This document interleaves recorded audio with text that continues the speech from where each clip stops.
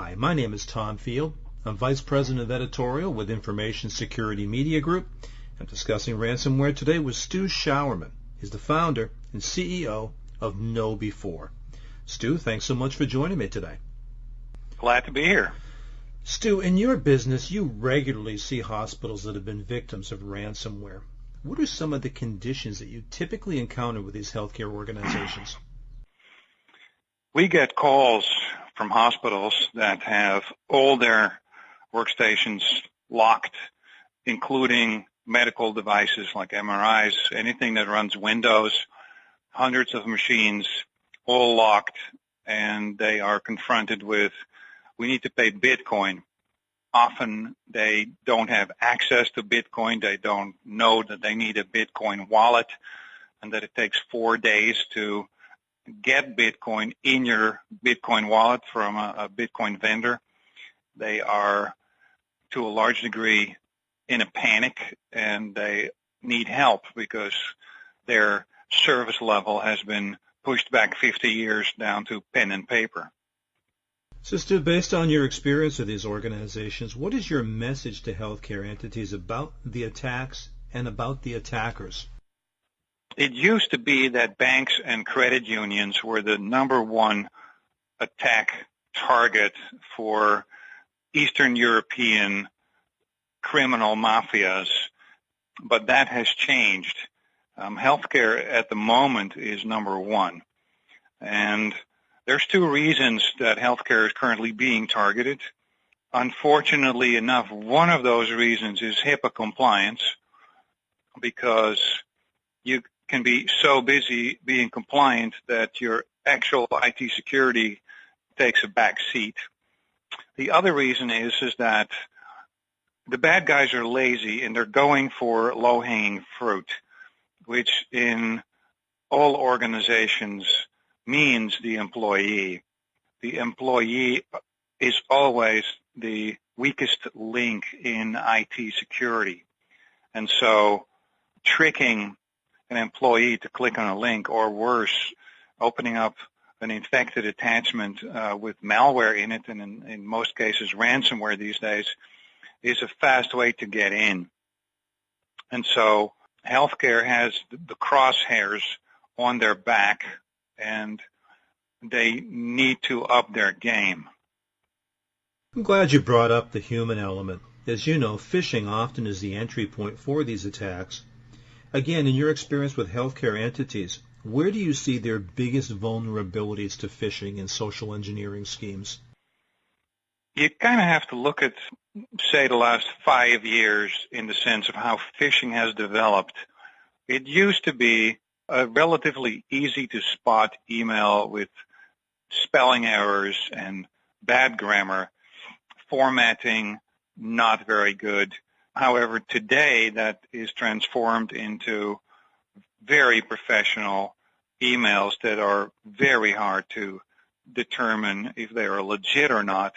And so the vulnerabilities, if you look at what can happen with the phishing attack, at the moment I would identify three major vulnerabilities.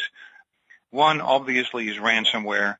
If your whole network gets infected, or even a file server, and ransomware these days is able to encrypt both mapped drives and unmapped drives, that will put a whole department essentially sitting on their hands for could be days until the backup is restored. Number two, I would say, is CEO fraud, where the network gets penetrated and the bad guys sit there and lurk for as long as it takes for the CEO to go for a business trip. And at that point in time, the CEO is being spoofed, and key employees in finance are being told to make a transfer to either a vendor or a bank for something urgent, which turns out not to be the case. And the third current very active type of threat is, we call these the W-2 phishing, really, because that's what it is. But it isn't clicking on links or opening up attachments. The W-2 is a form of an old-fashioned fraud. It's just email. And a key executive, sometimes the CEO, sometimes the CFO, gets spoofed, and the target employee gets asked to send all the W-2s. And this has happened hundreds of times. So at the moment, these are the three major threats that we see for healthcare organizations. And we have dozens of hospitals in our customer base. So, Stu, whatever healthcare organizations are offering for training, it clearly is not enough to help people defend themselves from phishing attacks and the other threats that you described. So, what kind of training do these entities need? There's old school security awareness training, which employees are being required to do once a year for compliance reasons.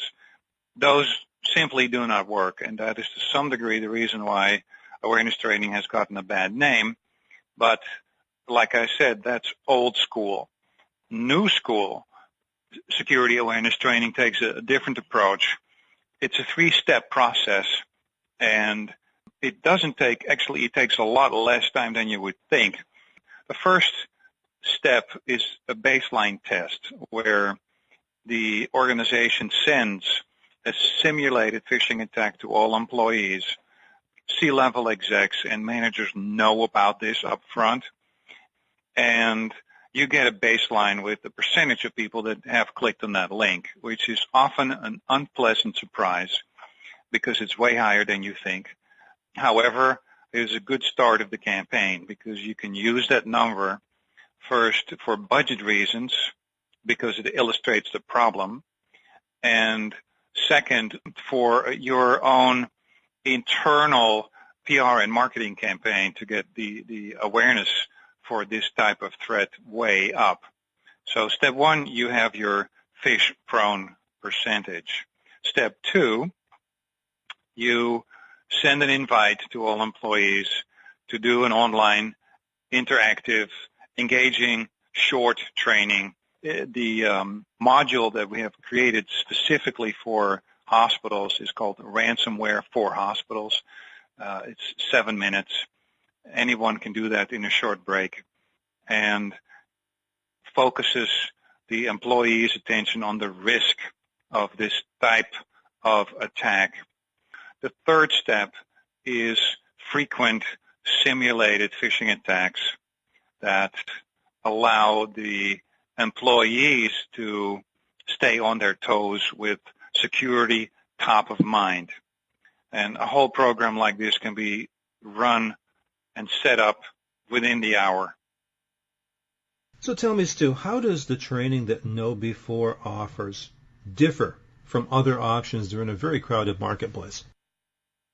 You have to look at the fact that very few providers actually give you an integrated platform that does both training and phishing in a very easy-to-use way. There are no manuals. Most providers are the traditional awareness training providers. They don't have the phishing integrated. But if you have both options at your fingertips as a security administrator or HR or IT, whoever runs the program, you will find that it is simple to set up. It's very affordable. That is also a point. Get a quote and find out how affordable this is for your organization, and you'll be pleasantly surprised. And ultimately, it creates a human firewall, which in the current situation with professional cybercrime that is without the current law enforcement jurisdiction, they can essentially do what they want, and they do. So effective security awareness training is something that very few people actually deliver. And we're happy to say that healthcare is a large chunk of our customer pie with very happy camper customers. Well, Stu, we started the conversation talking about what you see in hospitals that have been victims of ransomware. Let's end the conversation by talking about what you see from customers who have undergone your training. What difference do you see? We have taken about 300,000 employees over 300 of our customers, and we followed those people over a year. If you take the big averages in the early stage, step 1, where you determine the fish-prone percentage over those 300,000 employees, the average was about 16% of people, you call them click-happy or fish-prone, able to be social engineered, all the same thing. And then we step them through the training, and then you see that graph slowly but surely go down, where after a year, the average fish-prone percentage over those 300,000 employees was just over 1%. You're looking at a dramatic decrease in people exhibiting risky behavior. If you look at what business we are in, ultimately, KnowBe4 is in the business of training employees to make smarter security decisions. Stu, you tell a compelling story. I appreciate your time and your insight today. Thank you. You're very welcome. We need help getting the word out. The topic has been ransomware, an educated response. I've been speaking with Stu Sjouwerman. He's the founder and CEO of KnowBe4. For Information Security Media Group, I'm Tom Field. Thank you very much.